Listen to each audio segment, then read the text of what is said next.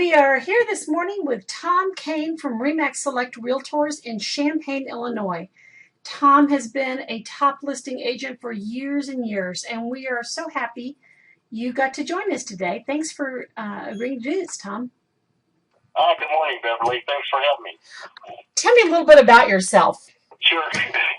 I think for most of us, it's kind of funny if we get into this business. And for me, I went straight from high school, and I went over to craft foods, and I majored about visa for about 13 years. And one night when I'm at work, a stainless steel lid falls into a tank with the agitator spinning around. And before I could move my hand got cut from my wrist all the way up through the palm of my hand. And as they took me over to the hospital, a doctor, as he was sewing me up, he noticed that I didn't have any muscle in between my thumb and my first finger. And he asked me if I had problems picking stuff up, Beverly, and I thought I was always a little bit clumsy. He said, no, I think you need to go get tested. I tell everybody today, if I knew the test, I would have worn the pins. They took a needle with electricity, and they electrocuted me about 100 times on each side of my body and to see what kind of nerve reaction I had. When it got said and done, they diagnosed me with a form of muscular dystrophy called Charcot-Marie-Tooth disease. The neurologist, which I'm sure is a very smart man that had no bedside manner, said you'll be disabled from craft within a year and you'll be in a wheelchair in 10 years. And that was 1989. And my wife and I stood up and I looked at him and I said, you know what, you don't know me, I'm not going. That whole attitude has really stayed with me my whole career. During that time, he was right, I did disable out of craft in the first year. And during that time, I got my real estate license, and I started my career in 1989. Just a single agent with a telephone. Didn't really have a lot of training at that time to get started, but knew I needed to make some calls. So you started making calls, and your career was off.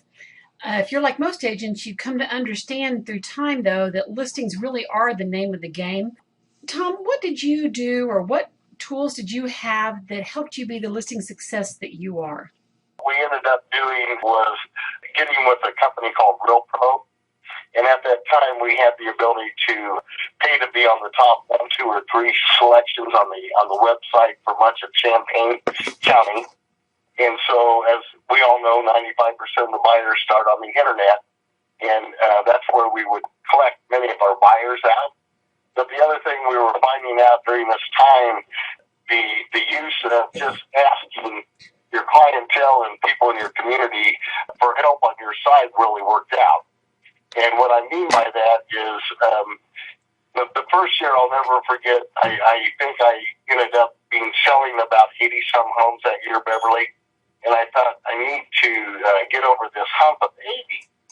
So what I did that year was I quarterly mailed out postcards to my sphere of influence along with my done deals and people that I've done business with. And basically what I did say to them was, last year was a wonderful year, but I know this year with your help I can break my goal of 100 homes. And what happened was every quarter it would go out, and on the third quarter of the year, what took place was the people would see me out in public and they would walk up and they had been tracking me to the postcard. And they would ask, Tom, are you going to hit your goal? And I said, well, I'm getting pretty close. And it seemed like every time they did that, Beverly, they had somebody for me. So basically, a lot of my sphere of influence became part of my team of finding buyers and sellers for me. And what I found out was they wanted to be on a winning team. So the first year, our goal was 100. We hit 103. Great. Second year, we did the same postcard mailing, talking about real estate throughout the year, and then putting our goal at the bottom of the card. And our goal was 125 listings that year. We hit 128. Third year we did it. Our goal market was 150, and we hit 154. And then the next year, I thought, well, this is pretty big, and it's worked well in my postcard mailings. And now I think I'm going to take it out to my newspaper because I did not do any newspaper directories at all. And basically what took place was I put in an ad in the paper where you would see all the people getting their promotions once a month. And in it talked about Our goal as a team, again, I put down 175 as our goal, and then each month we would update them to let them know how many we had. And by the time we got to October, we had hit our goal. And it was amazing to me. What I was finding out was many people over the age of 50 at the time hadn't dealt with a realtor in many, many years, and they needed one. They were tracking me, and they started to call. That age group did. And that year, we hit at 175. In November, I put a goal of 200 because we had already hit the 175.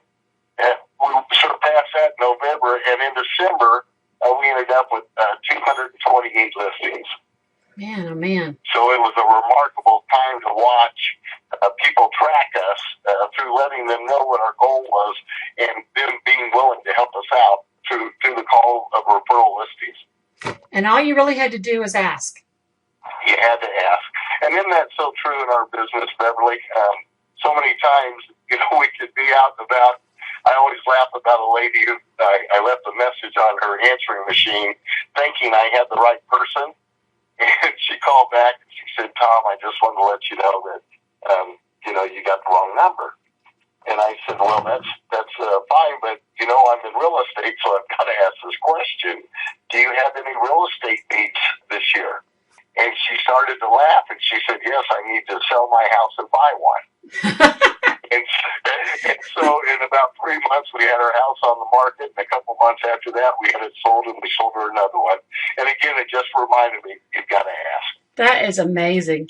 Well, is there anything else you can think that really helped build your business to this remarkable level? Yeah, I'll tell you what we've been using is your product, takethatlisting.com. And what's been amazing to watch is I used to have a little bit of a problem with the analytical seller.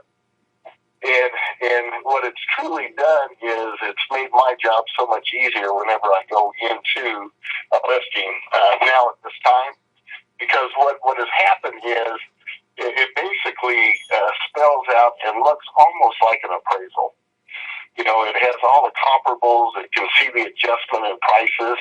And where I used to go into a listing, Beverly, and say, the price range that I'm seeing this at based on the few comps that I have that have sold, this would be a range. And people, of course, always feel like their house is worth a lot more than that.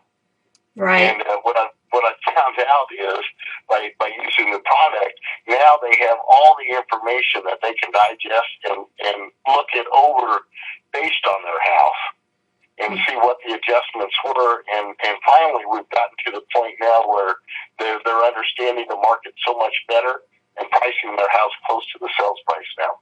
Great. Has that resulted in maybe faster sales for you or closer to list price to sales price ratio? Yeah, what it's done is definitely the list to sales price is much closer. We're about 97% now of what we're listing, we're receiving, which is very good. It was down to about 94%. So that was a change. And now when I'm going against other realtors in my community, I'm coming up the winner many times because of the information that I had to provide for them. It seems like once we get done with the information for Take That Listing, then they sure understand the marketplace. And from there, we just have to sell ourselves as the right agent for them. Great. Well, I'm sure with the experience you've had, you've also tried some things that didn't work. What are some things that you tried that you find that weren't very effective in helping you get more listings? Sure. For a short amount of time, I'm trying to remember the product I used, but I would buy up different names in our marketplace.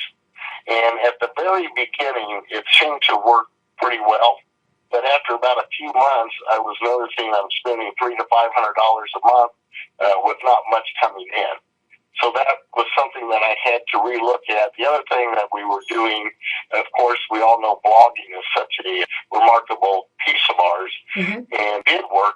I guess switching back to what did work was I hired a person to do blogging on my behalf through the company. Mm-hmm. And as that took place, we were watching more and more people on our websites, and which ended up being more listings also. That's great. Tom, if you were going to give 3 pieces of advice to agents who want to build their listing inventory and be really successful and known as the listing specialist in their area, what 3 pieces of advice would you give them? The best thing I can tell you is to really know your marketplace. Get out and preview.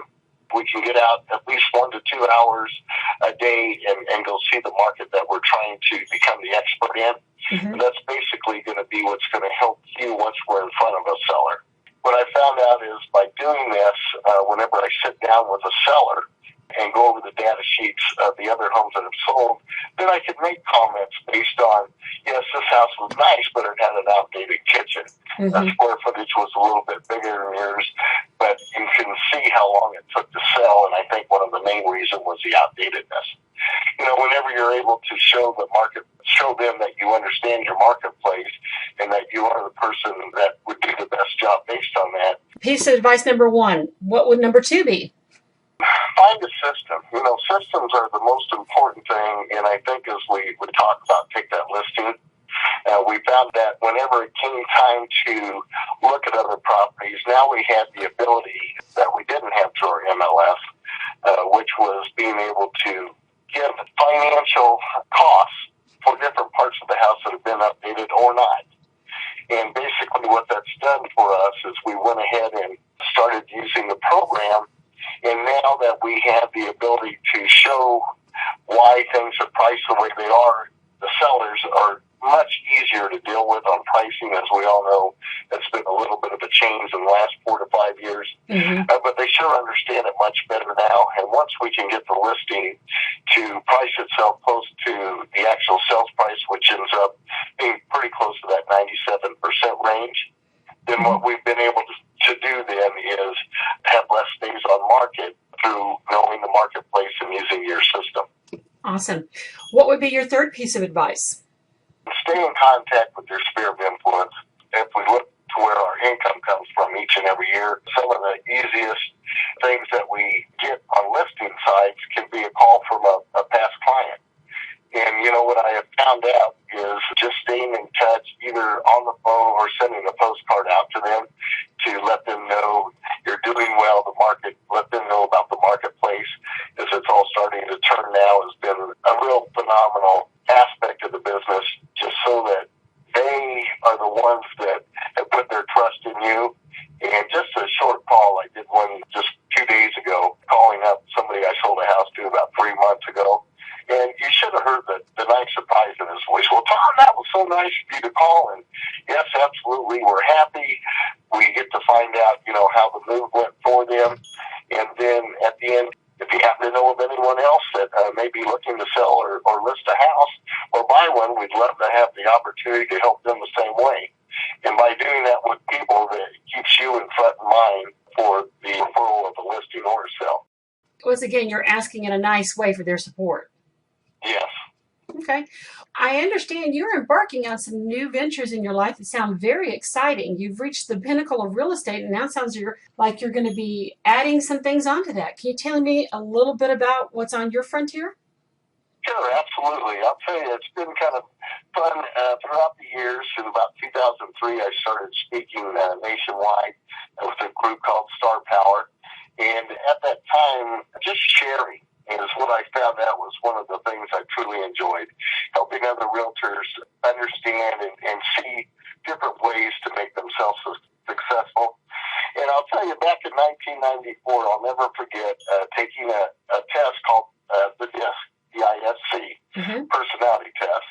You know, I'm a pretty high D-I personality, and what that means is I make decisions pretty quickly and like to have fun in life. Mm-hmm. And during the process of taking this 3-hour course, I needed to go sell a house, so I did. And I came back, and the lady who gave course information, she said, well, Tom, did you answer the questions? And I said, I sure did. And she said, well, did you have time to graph them? And being a high D, you don't like to graph too much. So anyhow, she said, I'd be happy to do it for you.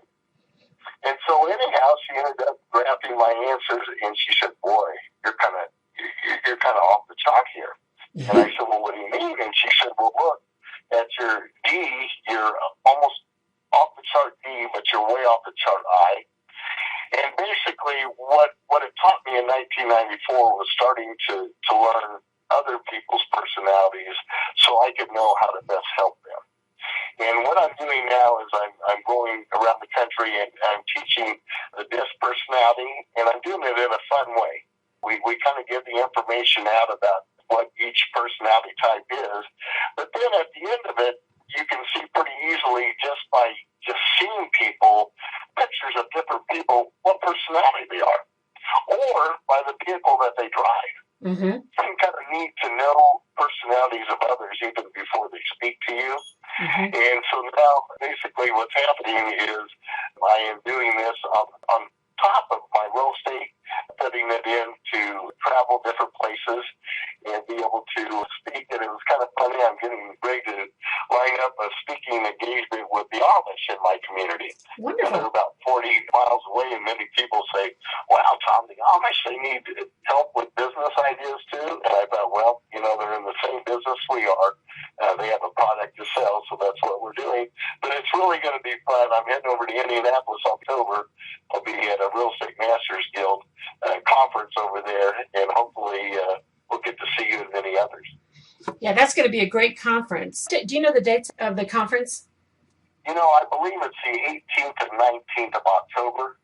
So if anybody listening wants to check that out, go to realestatemasters.guild.com. Tom, how would they contact you? And first of all, tell us who your target audience is. I'm very intrigued about the DISC. I think it's an extremely useful tool, and it's certainly helped me sell quite a bit more. Who are your ideal clients, and how would they contact you to have you come and speak to either them or their office? I think my ideal clients are definitely on the real estate side of business, but also any type of business that has to deal with people. And I think about the mortgage industry. Florida, I speak to many colleges there that have to do the DISC as part of their curriculum. And I got to tell you, it's been amazing to watch. Truly, many people could use the DISC information. How they get hold of me would be easy. My telephone number, cell number, you can reach me at is 217-202-3136. And my email address is kind of long. I always laugh. I never wanted a long email, but it's Tom, T-O-M, at Cain and Company R-E. So Cain, C-A-I-N, A-N-D, Company, C-O-M-P-A-N-Y, R-E.com. It's a great way to get hold of me. Tom, thank you so much for sharing your expertise. You've been a wealth of information, and I so appreciate it. And those of you who are looking to increase your sales, give Tom a call. He can help you by helping you understand yourself. And managers and brokers, he'd be a great asset to also come and speak to your office, because when you understand yourself and you understand how you work, you can also then look at your clients and speak their language as well.